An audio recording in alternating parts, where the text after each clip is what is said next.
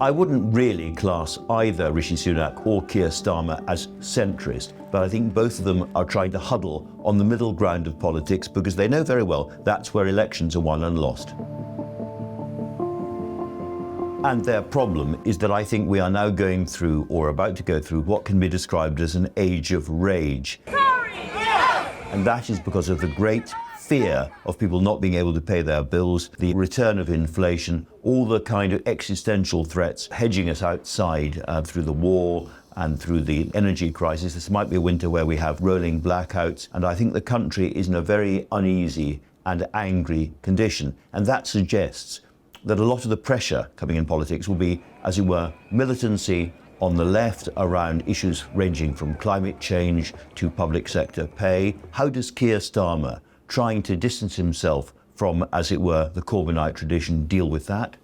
And on the right of politics, I'm afraid anger about migration, culture wars being whipped up in ways that I think Rishi Sunak, wanting again to appear as a sort of reasonable, smiley, middle-of-the-road kind of Conservative Prime Minister calming everything down, will find difficult. I talked to the Conservative MP Craig McKinley this week. He's from one of those Kent seats where migrants are arriving. He started his career in UKIP.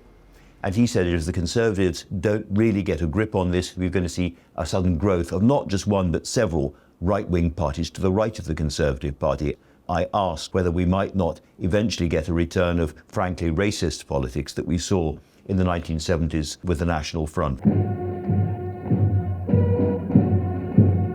We've had everything else from the 1970s. We've had the rage, we've had the despair and the pessimism about the British state, and we've had the inflation and so forth. We haven't yet had the National Front. Why not? Is there any overwhelming reason why something like that won't return again? I asked the question genuinely, nervously, but I think it needs to be asked.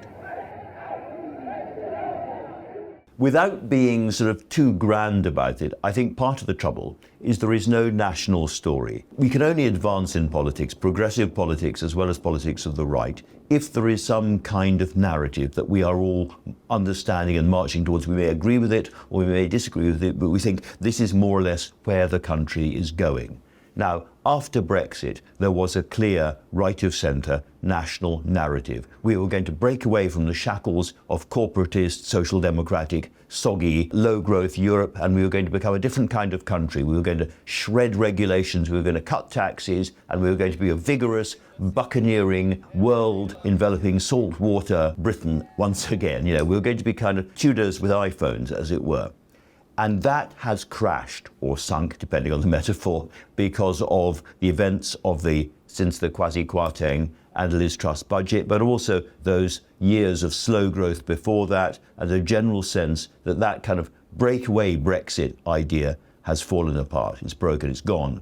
And that means there isn't really a new story on the right of politics at the moment for Rishi Sunak to try to tell, beyond I'm going to try and put things back together, calm things down and repair a bit of stuff. I will place economic stability and confidence at the heart of this government's agenda.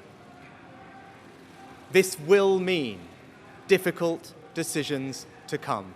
But on the left, what is the big story? We want to go back to some kind of social democracy. But what does that really mean? I think the problem is that inside the Labour movement, there are lots of answers to that. People say, well, let's remind people of the great tradition of the suffragists and suffragettes. Let's remind people of all those big social advances made under Attlee's government and then later under Wilson and under Tony Blair. Let's remind people of the Tolpuddle martyrs and our great tradition in the cooperative movement and the creation of the trade unions and all of that stuff. Now that is internalised inside the Labour movement and inside social democracy in this country. But I think most voters under 40 have absolutely no idea what any of that means. It's become a dusty, fuddy, internalised thing. And somehow the Labour movement, if it's going to break through in the next 2 or 3 years, has got to find ways of popularising and getting that kind of conversation across breakfast tables. That's a very, very big task, but I think it's the most important one that Keir Starmer now has. British power to the British people. And I think the trouble is, at the moment, all the stories running around, and particularly among younger voters on the left, are pessimistic, negative stories. It's a real problem. I was talking to the great American pollster, Frank Luntz, known across the spectrum for the sharpness of his analysis. And he's been in the UK polling younger Britons.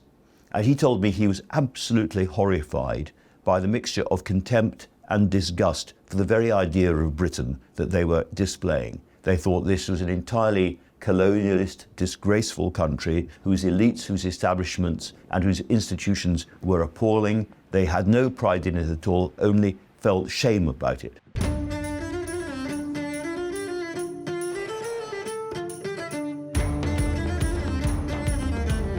Now, I think that is fundamentally worrying if you are a progressive who wants a better future for this country, that that's how people feel. And I think we need to have more of a conversation about the better side of this country and how we can advance that while at the same time being clear-eyed and acknowledging honestly all the faults and failings in our past.